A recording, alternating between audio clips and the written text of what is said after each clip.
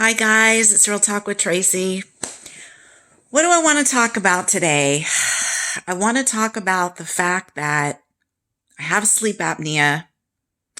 I've been in denial, not down the Nile.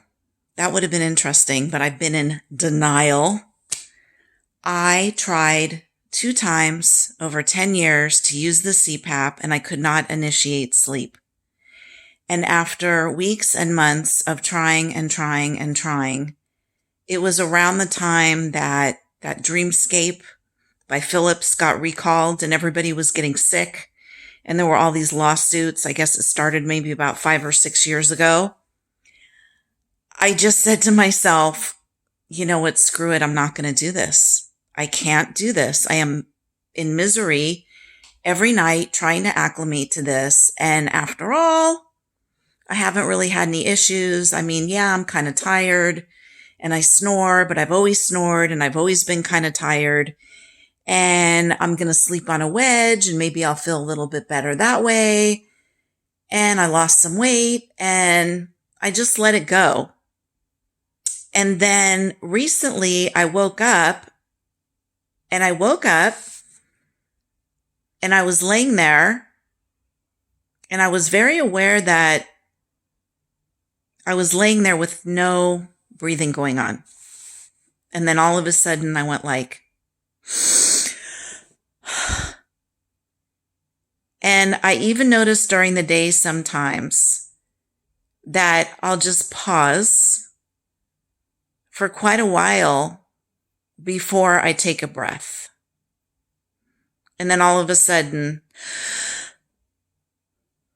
so in this time, my husband did acclimate to the CPAP and he uses it religiously. I mean, every night.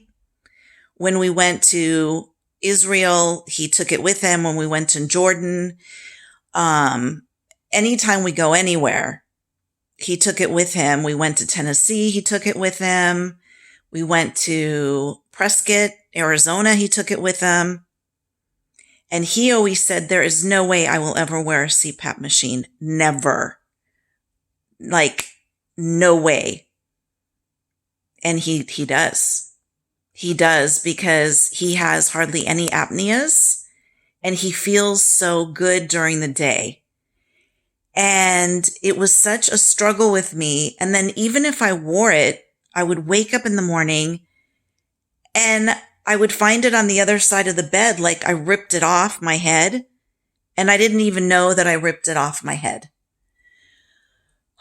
So I recently saw my ENT, my ear, nose, and throat doctor.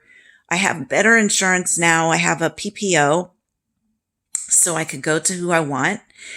And he looked at my old sleep study from 5 or 6 years ago, and he said to me, do you realize that you were having up to 33 apneas an hour? In 1 hour?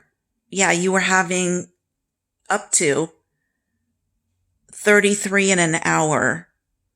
And your oxygen level most of the night was like 92%. He said, but if you look here on the chart, at one point you dipped down to 79. Oh my God. So I had one of those aha moments where I'm like, I better get my shit together. I better really get serious because I want to live hopefully into my 80s and I want to be healthy. I already have coronary artery disease and a bunch of other things, and I'm still walking around, and I'm blessed that I am. I have so many friends that have died. I can't even tell you. I mean, if I made a list off the top of my head, it would be 20 to 30 people, just like this. They've died.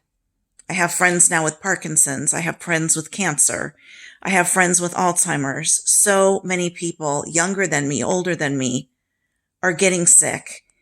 And it's a gift to be able to have the medical insurance, to be able to live in a country where I can get a CPAP machine, and I am going to put on my big girl pants and I'm going to suck it up and I am going to try again. I am going to do another sleep study. I'm going to do an at-home sleep study for 2 nights as soon as it's approved. Before that, he wanted me to go for a CT because I have chronic headaches and sinus pressure, and he wants to see what's going on in my sinuses. And then I had a sinus infection like back to back, really bad. I was on antibiotics for what seemed like a month. And then before that, it was a couple weeks. And then before that, the flu. And then before that, COVID.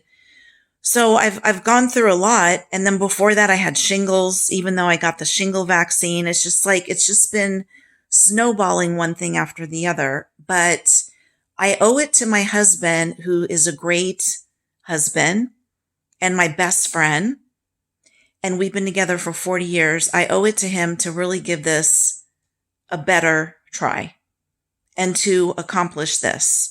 Somehow I need to initiate sleep, which I couldn't do. That was my whole problem. But I'm going to do this again. I've dropped about 24 pounds, and we tried to find what I weighed on my last test. Nobody wrote down my height. Nobody wrote down my weight. So I don't know if I'm thinner in here, if it's going to make any difference. I know my tongue is really big. So I think it's just falling back into my throat and closing off my airway. And I am doing this video. Why? I am doing this video to encourage you to get your sleep study test like I'm going to do. I'm going to say we could do it together, but we can't really do it together, but we could do it around the same time. And I encourage you to take it seriously. I want to live a longer life. I want to live, and I don't want to have a stroke, and I don't want to have a heart attack, and I don't want to lose my memory and put all this pressure on my organs and on my brain, undue pressure. So I am making a pledge.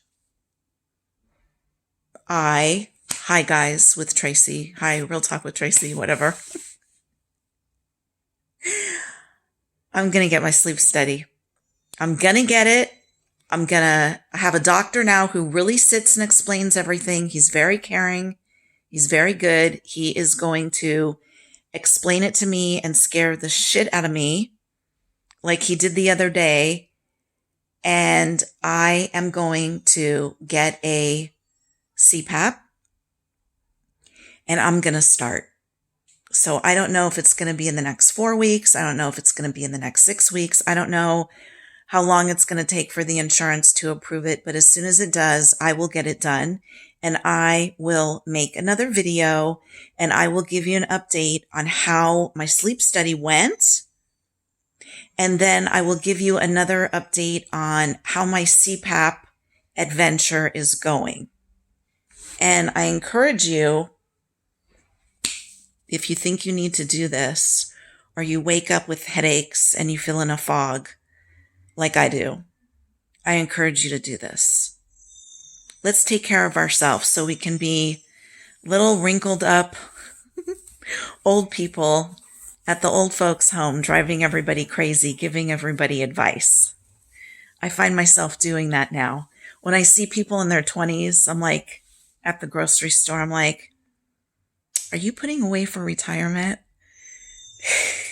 They're like, are you trying to sell me something? I'm like, no, I'm just looking out for your best interest.